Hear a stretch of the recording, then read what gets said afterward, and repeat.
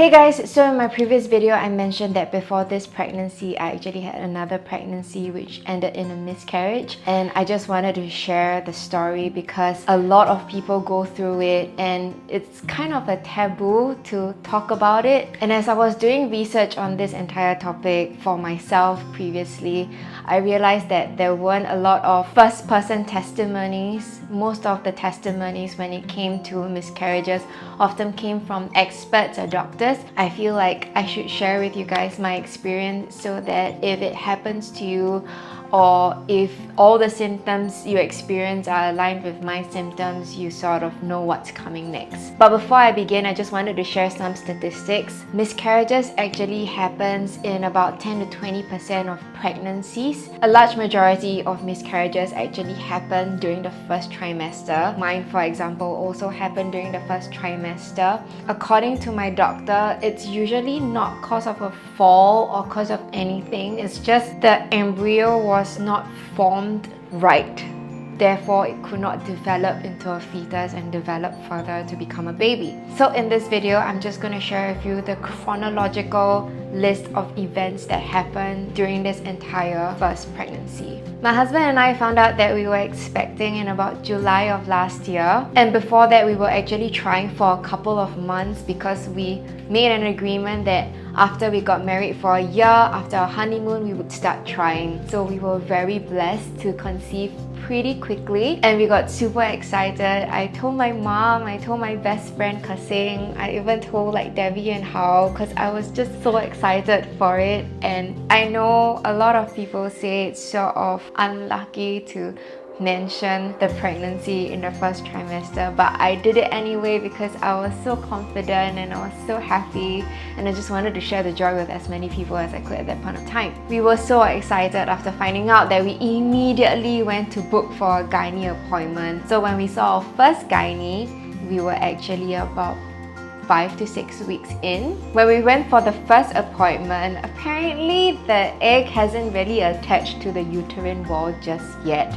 So he told us to come back in a couple of weeks. A few weeks later, we decided to go see a second gynae for a second opinion, and that was when everything just went downhill. The second gynae that we went to is actually my current gynae for this second pregnancy. He's super experienced, so when he tells you that something doesn't seem right, you immediately just go, oh.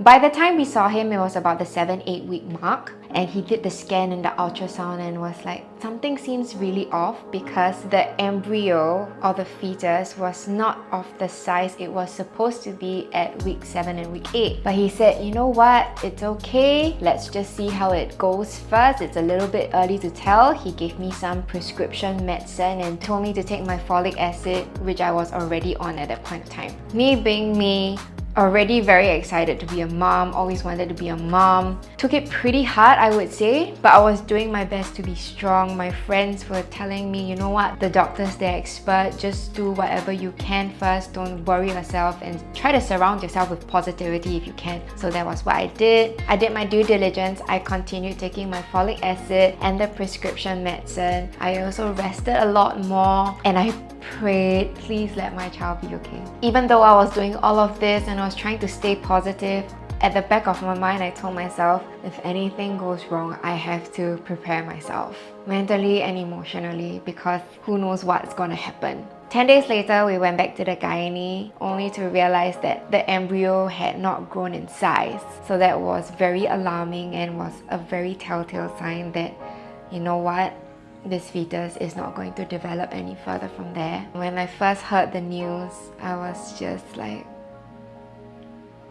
it broke me, absolutely broke me. But I still, as calmly as I could, sat in the doctor's office and continued listening for further instructions on what to do about this entire scenario. He gave me 3 options. The first one is to wait for the embryo to naturally expel, which means bleeding and some cramping. The second one was to take a medication to expel, which also involves bleeding and cramping. And the third one was to do a medical procedure. How the medical procedure would have worked, I'm not very sure exactly how, but I know it involves a vacuum or suction or something along those lines. At that point of time, I told myself I'm not in the emotional state for me to be like, yeah, I'm gonna let go of this embryo or my child completely. I'm gonna cling on to the hope for as long as I can. And so I decided to do it the natural way. And when I left the doctor's office, I just started bawling.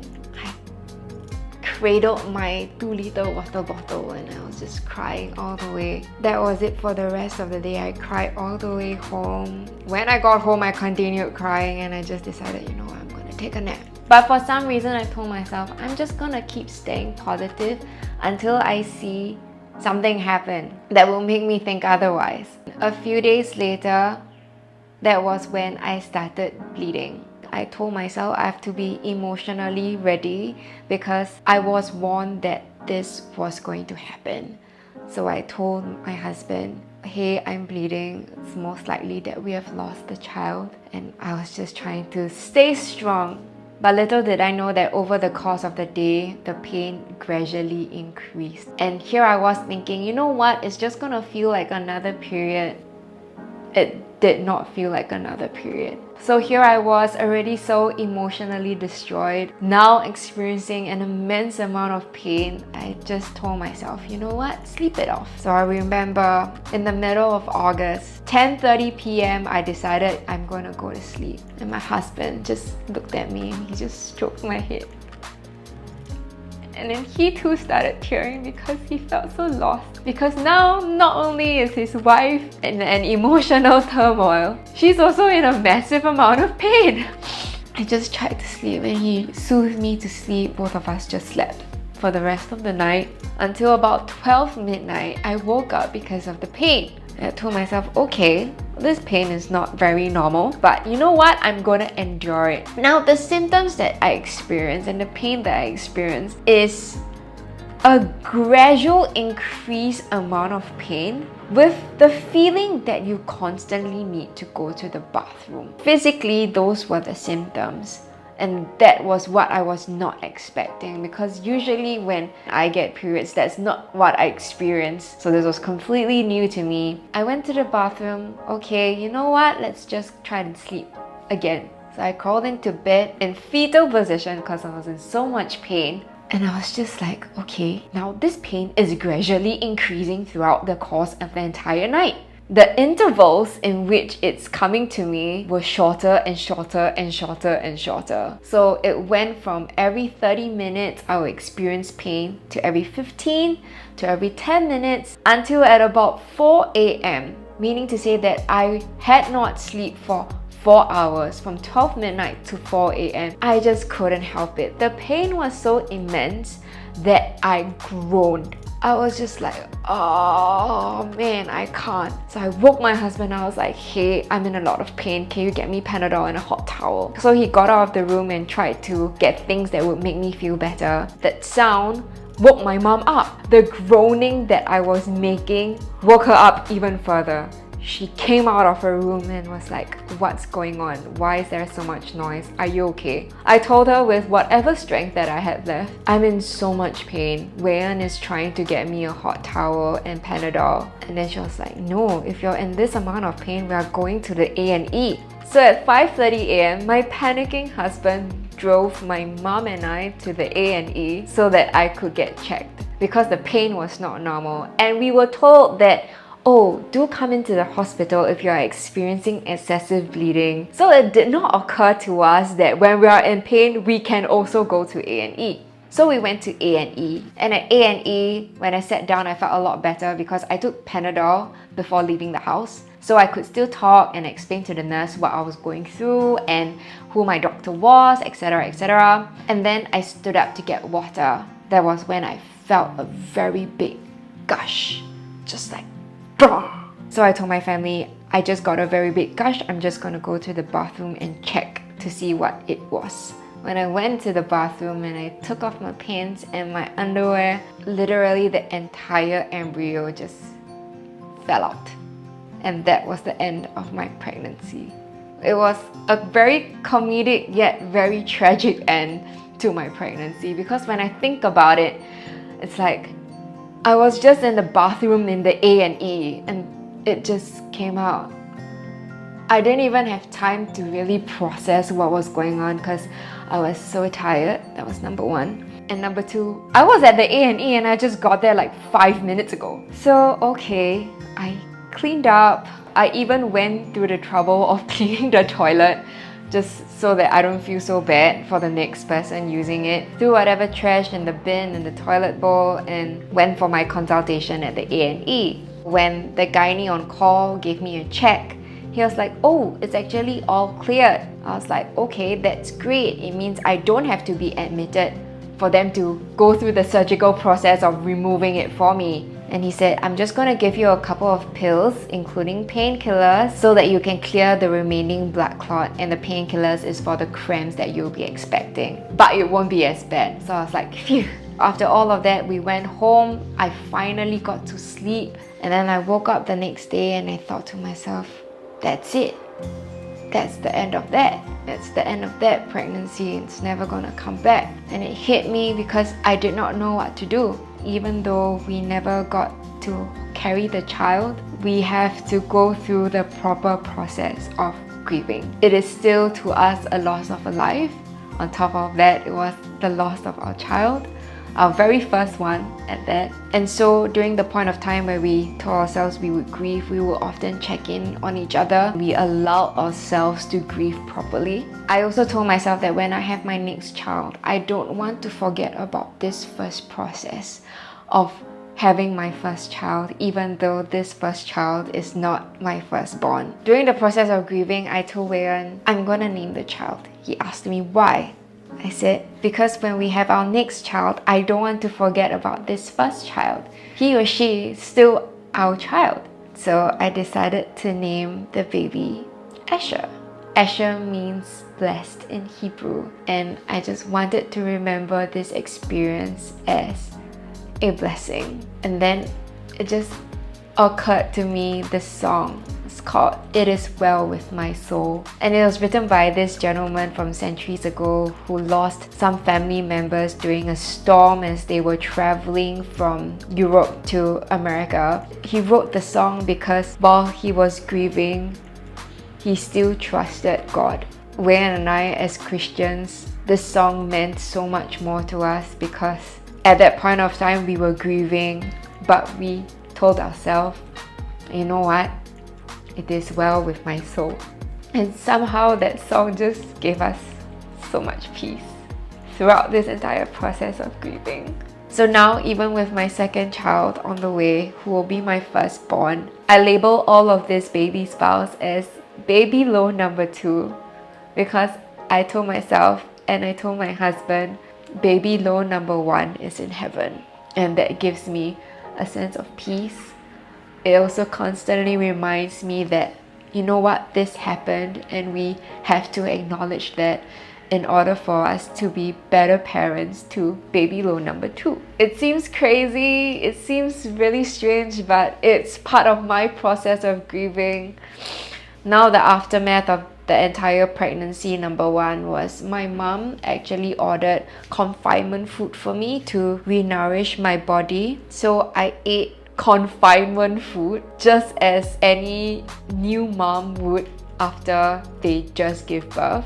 And I also showered in this herby bath water that smelled a lot like lavender. It was actually really nice. That was supposed to help you reduce the aches and pains that you would experience if you just showered with regular water. It sounds absolutely crazy, but it worked, okay? I also went for a follow-up appointment after the whole miscarriage and the A&E incident, and my gynae told me to take folic acid, but now I was taking it at a higher dose, as well as vitamin D3. So that was what I took. And he told us at the end of the appointment, wait for 1 period cycle and then you can try again. So that was what we did. Waited for 1 period cycle So we started trying again in September and we managed to conceive, and now baby loan number 2, which is currently in my belly and moving, is 19 weeks old. So that is insane. What a beautiful miracle this is. So here are some tips that I have to share if you have gone through a miscarriage before and don't really know what to do. The first one is to grieve. Just allow yourself to be sad and really do whatever you can to process and acknowledge that it has happened to you, because it's such a great physical phenomenon. It is also such a great emotional experience that it takes quite a while to get over. And if not for having such a great support system at home and being told and constantly reminding myself that it is okay for me to grieve and be upset, I don't think I would have been able to process it as well as I did. The second one is to not blame yourself, because when I lost the child and I first found out, I felt so heavily responsible, because from the moment I conceived, I already felt that I was a mother. I didn't have to wait for me to birth the child before thinking that I was his or her mom. So I felt heavily responsible as the carrier of the child, and I felt so lost and helpless. I just kept thinking, what could I have done better? What could I have done more of? Is it my fault that I'm feeling this way? Is it because I was too greedy in wanting to become a parent that makes me feel this way? Was it because I was too flashy about my announcement that caused this to happen? And is this why I'm experiencing all of this sadness? And it's really not your fault, because I know that every mother who knows that they're carrying a child will do whatever it takes to make sure that this child is protected and safe and healthy, because that was exactly how I felt. And the third one was share it with someone if you have to, and don't keep it to yourself. I think what really helped was that Wayne and I constantly checking on each other. Even though we are apart and he's at work and I'm at home, we ask each other, hey, are you okay? How are you doing? Are you feeling any better? And that really got us through the whole thing together as a couple. And of course, partners, if the person you love is going through all of this, do whatever you can to help her, soothe her, and make her feel better, because it's really a very big emotional and physical toll on a woman to go through all of this. And if they had to go through alone, I honestly just cannot imagine. If you are indeed going through alone, please know that you can always reach out to me and I'm happy to talk you through it. And let's just keep an open mind about this entire situation of miscarriages and acknowledge that it happens to a large percentage of people. It is okay. It is not your fault. You did your best. I understand that this entire topic of miscarriages can be really sensitive. If you're not comfortable with sharing your experience in the comments, please feel free to reach out to me on Instagram via DMs. If you just want someone to talk to, someone who really understands what it's like to go through the entire process. To all those expecting women who have lost their children or lost their child in the later stages of pregnancy, my heart is truly with you. I know it's definitely not easy. I mean, for me, I lost my first child at the first trimester, and I took it incredibly hard. I cannot imagine what it's like for women who have to go through in a later stage of pregnancy. It must be absolutely just heart-wrenching, and I hope this video gives you some form of support and encouragement, and also to show that there is a community out there, and if there isn't one that's existing that you know of, then let's form one of our own. Once again, I'm at pregnancy number 2. Currently, while I'm filming this video, I'm at week 19. So by the time this video comes out, I'll probably be in week 20. And that's the halfway mark of this entire pregnancy. So if you guys have been following me throughout the journey, if you're a mom, please let me know how you feel in the comments below. And let's just create our little mom-to-be community. How about that? So thank you guys so much for watching. Please stay tuned for upcoming videos on my pregnancy journey by subscribing, and watch my latest video if you haven't. And I'll see you guys next time. You are loved.